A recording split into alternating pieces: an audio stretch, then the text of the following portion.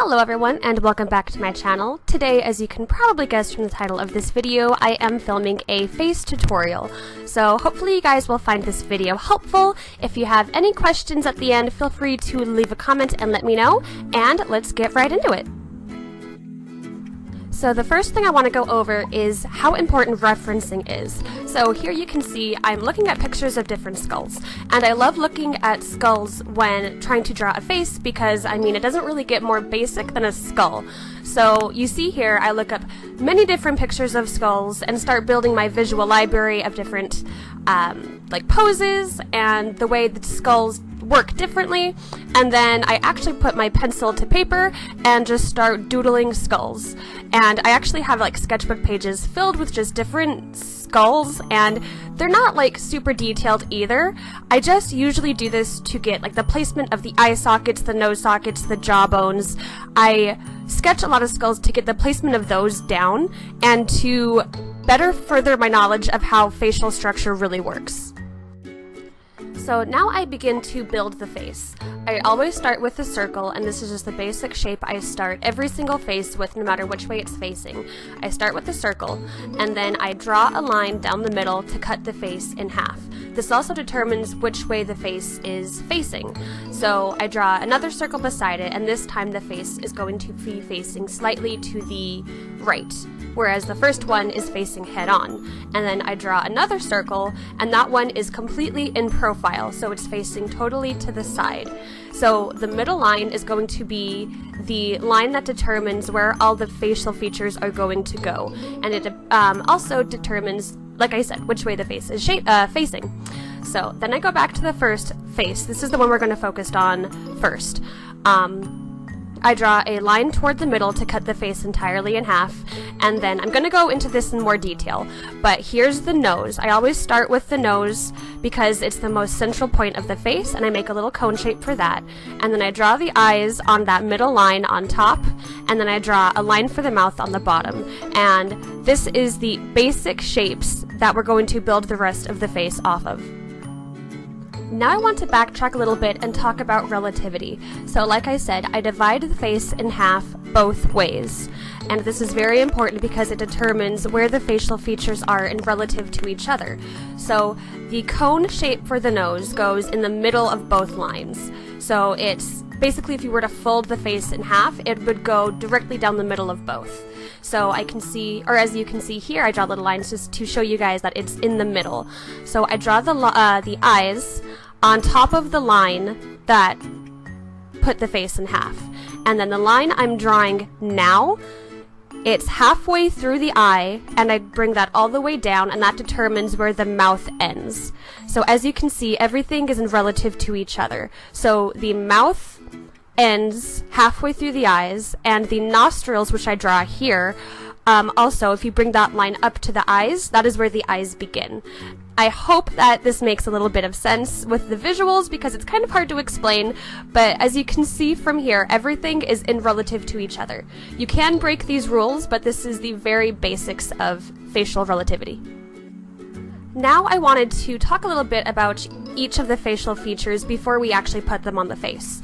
First, I'm going to talk about the nose. Like I said, I start with this cone shape, and the reason why I do this is to make me think of it as a 3D object and not as just a symbol.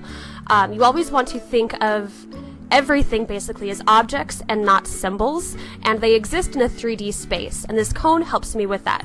So as you can see on the bottom of the cone, I made two little dots for the nostrils, and then curved a line to make the outside of the nostrils.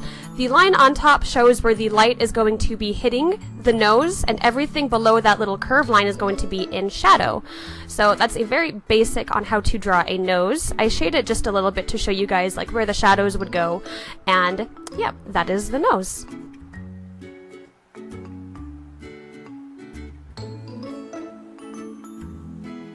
So now I'm drawing the eye. I start with a circle, and again, you want to think of it as a 3D object. So I always start with the tear duct because that helps me determine the rest of the eye shape, and then the eyelids curve around the circle. An eye is a 3D ball basically that rests in the face. So the eyelids are going to curve around the eyeball and make this really pretty like almond shape. And then on the top I just add an eyelid. This is really stylistic, and it's not meant to be like totally realism or anything. This is just how I personally do my facial features. But yeah, I do a little line on the bottom to indicate the lower lash line, and then of course I draw the pupil and the iris as well. And of course I have to give big voluminous eyelashes because I love to draw crazy eyelashes as well. And then that's basically the basics of an eye.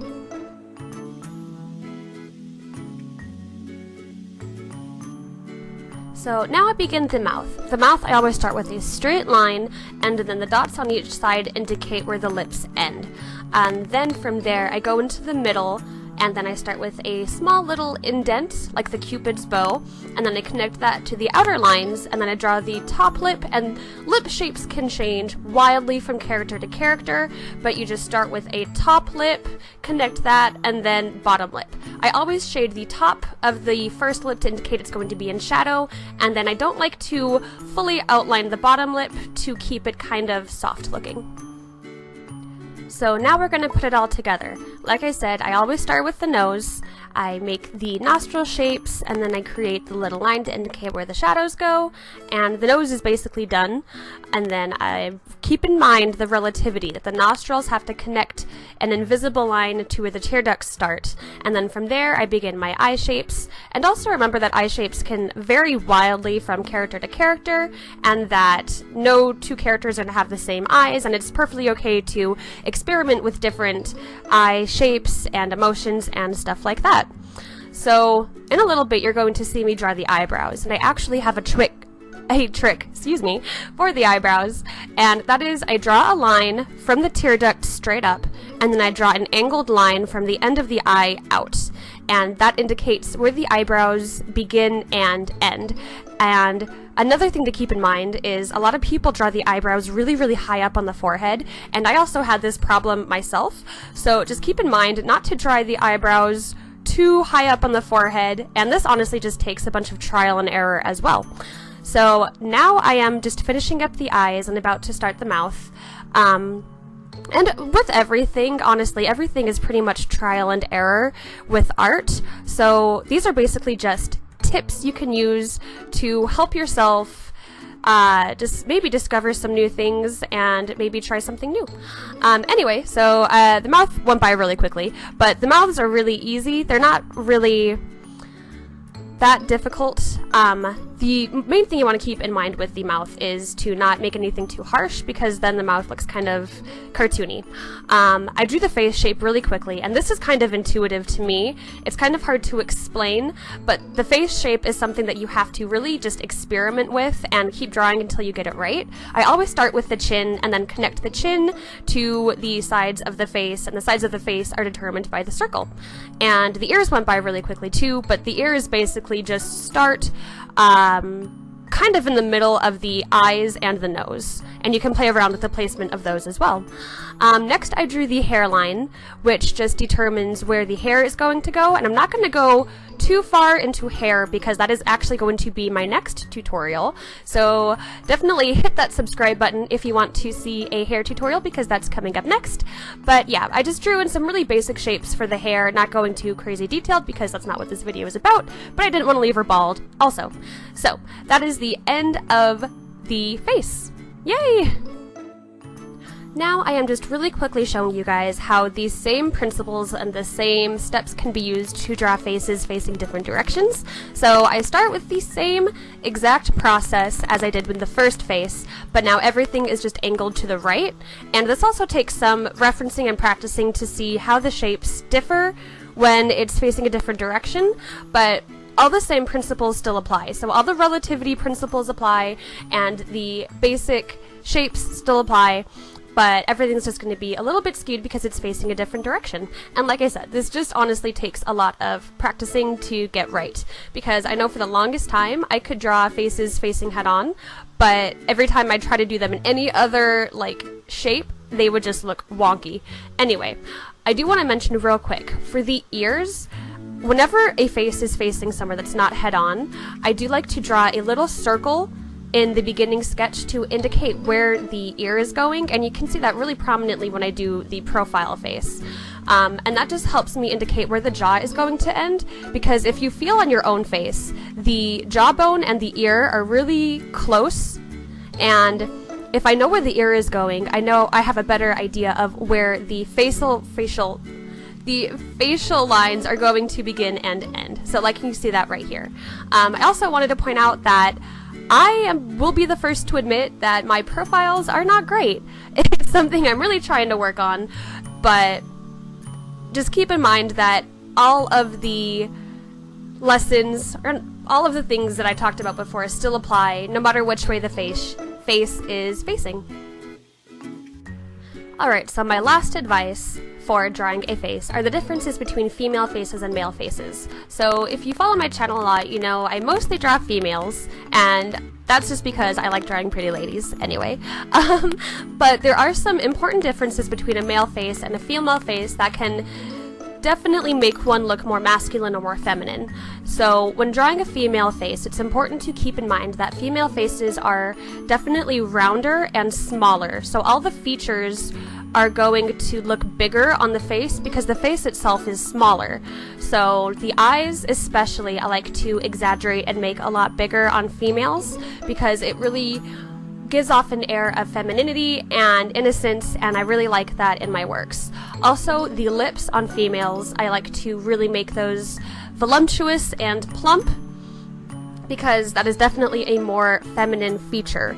And then, like I said, the face itself, which I'm going to be drawing right now, just keep in mind is softer and rounder. Of course, these are all generalizations, and characters, like I said, can differ wildly, and you can have a really masculine looking female and a feminine looking male, but these are just the basics of masculine versus feminine faces. Anyway, continuing on, when thinking about a male face, I like to think everything is strong and angled, so I like to make the nose farther down on the face and make the face more elongated. I also like to make the nose wider, and then the eyes are going to be smaller because the face is bigger, so yeah, the eyes are going to be smaller. I also like to make them look more, not quite angry, but just more angular. And then another important distinguishing, I don't think that's a word, anyway, another important thing are the eyebrows, because males tend to have stronger, bushier eyebrows than females. So that's another really good indicator of making your characters look more masculine. And then in talking about the lips I tend to make just thinner and not as plump. And then as far as the face shape goes, like I said, making it more elongated and more angular. Very harsh lines and angles and very strong. And yeah, that's about it for those. Just remember, feminine, rounder and softer, and masculine, harsher and more angular.